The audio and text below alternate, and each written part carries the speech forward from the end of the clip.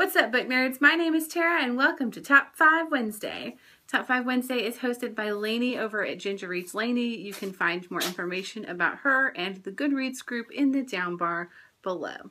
This week's topic is Top 5 Worst Relationships, and this is just a topic that is tailor-made for me because I'm very, very critical of relationships in books, so it was pretty easy for me to come up with 5. Of course, I won't even start with the obvious, which is like Twilight, 50 Shades of Grey kind of stuff, because those are pretty included on a lot of lists by default, so I've managed to pick 5 more above and beyond that. Well, I'm kind of nervous because I picked some books that I think a lot of people really like. Number 5 is the relationship between Logan and Sage in Almost Perfect by Brian Katcher. And though that doesn't really affect my love or appreciation of this book, the relationship depicted here is not supposed to be a healthy one. It is between a boy named Logan and a girl who he falls in love with, but he realizes that she is transgender. And so he has a difficult time dealing with that. And ultimately, he is not a very good boyfriend to her. In fact, he kind of is a terrible boyfriend to her.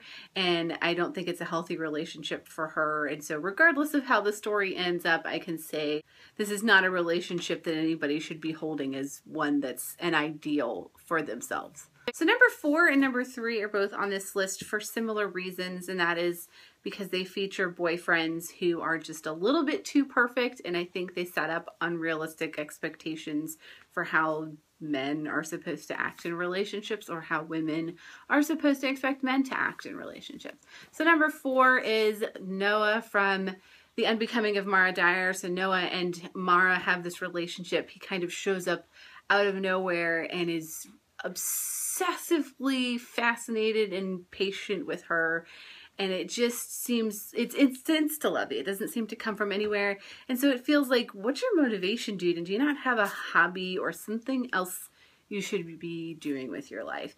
And I know that might be explained away in the future books in this series, but I didn't read those. I only read this one, so that's how I feel about that relationship. That's like 2 dudes named Noah. Noahs. Number 3 is Bonnie and Patrick in Something Real by Heather Demetrios.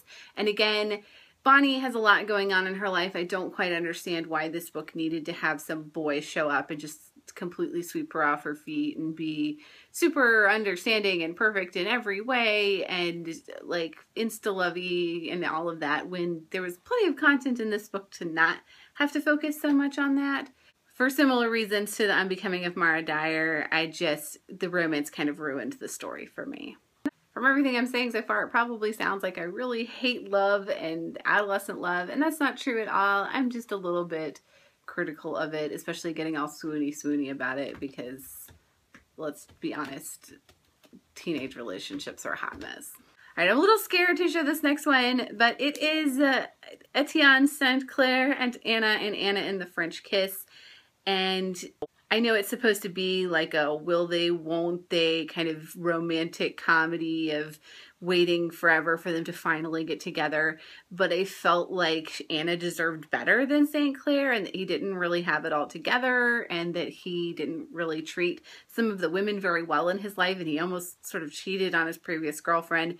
So while I can understand the excitement of them getting together, they're not a couple I envisioned being together in the long term. So I don't quite understand why they are so celebrated for showing up, just staying together forever in the later books in the series as well. Finally, the number 1 worst relationship in books is every single relationship in a John Green novel. Now, let me be upfront in saying John Green does not write these novels as being epic love stories, with maybe the exception of The Fault in Our Stars. But even then, he has bigger messages that he's trying to convey to his readers, so he's not going to have a problem with me saying that a lot of the relationships here are very flawed, because that's the point. But I think sometimes people miss that point and they start to want to be a Margot Roth Spiegelman or an Alaska Young. And believe me, those are not the relationships with this sort of one-sided lust and a manic pixie dream girl. Those are not the kind of relationships that you want to be happy seeking. And that's not the point of these stories, is that we're holding those up as the idealized type of relationship. So that's why these books are number one, because there are 4 of them and because I think they're often misread in that way.